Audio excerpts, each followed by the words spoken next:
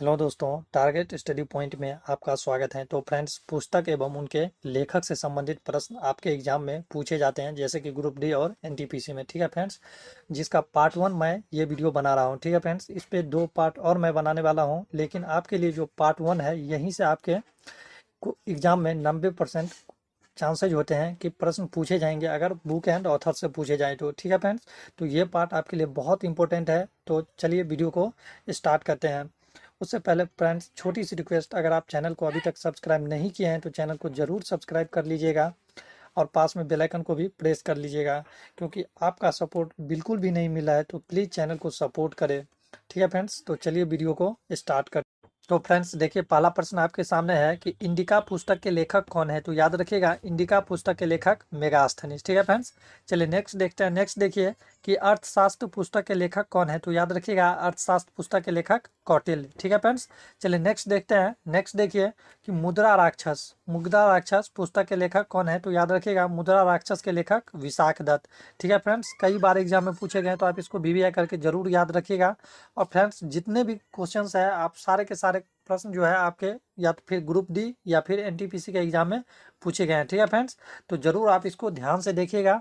चलिए friends, next देखिए। Next है आपके सामने कि रघुवंशम, ऋतु संहार और मेघदूत। तो इन तीनों पुस्तक के लेखक कौन है? कालिदास। ठीक है फ्रेंड्स, तो याद रखिएगा, रघुवंशम, ऋतु संहार और मेघदूतम, ये तीनों पुस्तक के लेखक कालिदास। नेक्स्ट देखिए। नेक्स्ट है कि वृहत संहिता पुस्तक के लेखक कौन है। तो याद रखिएगा, वृहत पुस्तक संहिता के लेखक वराहमिहिर। ठीक है फ्रेंड्स, तो याद रखिएगा, वराहमिहिर जो है ये आपका हो जाएगा बृहत संहिता पुस्तक के लेखक। नेक्स्ट प्रश्न देखिए। नेक्स्ट है कि नागानंद, प्रियदर्शिका और रत्नावली, तो ये तीनों पुस्तक के लेखक है हर्षवर्धन। तो याद रखिएगा, हर्षवर्धन की जो पुस्तक है वो आपका हो जाएगा नागानंद, उसके बाद प्रियदर्शिका और उसके बाद रत्नावली। नेक्स्ट प्रश्न देखिए। नेक्स्ट है आपके सामने कि हर्षचरित कादंबरी पुस्तक के लेखक कौन है। तो याद रखिएगा, हर्षचरित कादंबरी के लेखक वान भट्ट।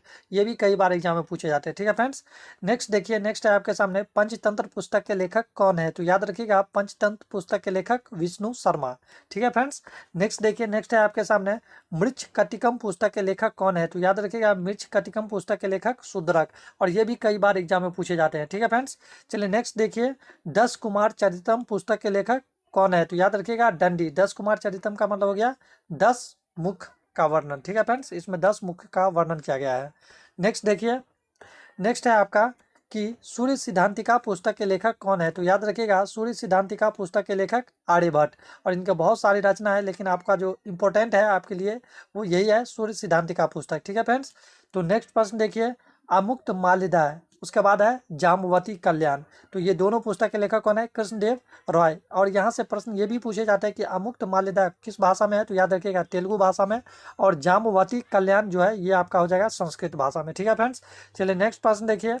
नेक्स्ट है आपके सामने, नाट्यशास्त्र पुस्तक के लेखक कौन है। तो याद रखिएगा, नाट्यशास्त्र पुस्तक के लेखक भरत मुनि। ठीक है फ्रेंड्स, नेक्स्ट देखिए, हरेला पुस्तक के लेखक कौन है। तो याद रखिएगा, हरेला पुस्तक के लेखक इब्न बतूता। ठीक है फ्रेंड्स, चलिए नेक्स्ट प्रश्न देखते हैं। नेक्स्ट देखिए, किताब उल हिंद पुस्तक के लेखक कौन है। तो याद रखिएगा, किताब उल हिंद पुस्तक के लेखक अल बरूनी। ठीक है फ्रेंड्स, चलिए नेक्स्ट देखिए।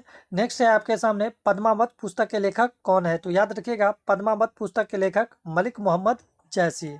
ठीक है, चलिए नेक्स्ट देखिए फ्रेंड्स, आपके सामने है कि गीत गोविंद पुस्तक के लेखक कौन है। तो याद रखिएगा, गीत गोविंद पुस्तक के लेखक जयदेव, और ये कई बार एग्जाम में पूछा गया है, आप इसको इंपॉर्टेंट करके जरूर याद रखिएगा।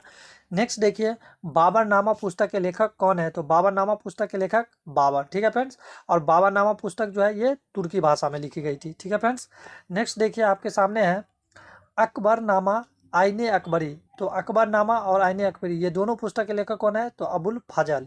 ठीक है फ्रेंड्स, चलिए नेक्स्ट देखते हैं। नेक्स्ट देखिए, हुमायूं नामा पुस्तक के लेखक कौन है। तो याद रखिएगा, हुमायूं नामा पुस्तक के लेखक जो है ये आपका हो जाएगा गुलबदन बेगम। ठीक है फ्रेंड्स, नेक्स्ट देखिए। नेक्स्ट आपके सामने है रामचरितमानस। ठीक है, अवधी भाषा में। ठीक है फ्रेंड्स, रामचरितमानस के अवधी भाषा में, और विनय पत्रिका पुस्तक के लेखक कौन है? तो तुलसीदास। ठीक है फ्रेंड्स, तो दोनों पुस्तक याद रखिएगा, रामचरितमानस की जो अवधी भाषा में जो रचना की थी तुलसीदास ने। ठीक है फ्रेंड्स, और विनय पत्रिका पुस्तक के भी लेखक तुलसीदास है।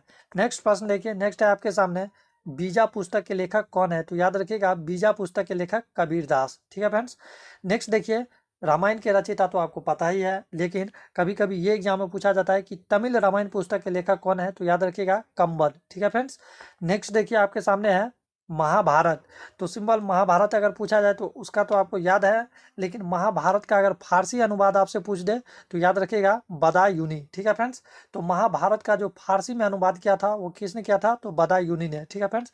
और लास्ट प्रश्न है, महाभारत का अंग्रेजी में अनुवाद किसने किया? तो याद रखिएगा विलियम विल्किंसन, इंग्लैंड के थे विलियम विल्किंसन, इन्होंने ही की महाभारत का अंग्रेजी में अनुवाद। ठीक है फ्रेंड्स। और कब की? तो 1785 में। तो ये कुछ प्रश्न थे इंपॉर्टेंट प्राचीन पुस्तक। ठीक है फ्रेंड्स। और यहाँ से आपके एग्जाम में 90% चांसेज होते हैं, यहीं से प्रश्न आते हैं। तो ये फर्स्ट पार्ट था जो प्राचीन पुस्तक के थे। नेक्स्ट पार्ट में आपका मॉडर्न से रहेगा। ठीक है फ्रेंड्स।